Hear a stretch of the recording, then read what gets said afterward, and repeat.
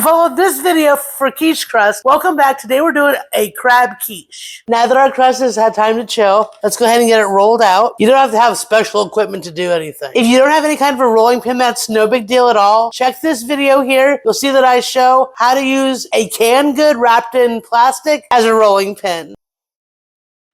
I don't have a specialized tart pen or anything like that. I'm just going to go ahead and very carefully place my crust into a greased ramekin. Now then, this crust is super delicate, so if it cracks, just put it back together with your fingertips. No problem at all. Now on top of our shell, we're going to go ahead and add 3/4 cups of grated Swiss cheese. And now to this bowl, we're going to start with a half can of crab. What to do with the other half can, check this roast beef and crab salad. And there's some other crab ideas on my website, candyann.com as well. So to this, we're going to add a tablespoon of green onion, 1.5 tablespoons of parm, half tablespoon of parsley, teeny tiny 1/8 teaspoon of cayenne. There's no heat, just a little bit of zip. Then a quick dash of salt. Now we'll get that all stirred up together. Set that aside. And then here we're going to go ahead and break an egg, get it all mixed up.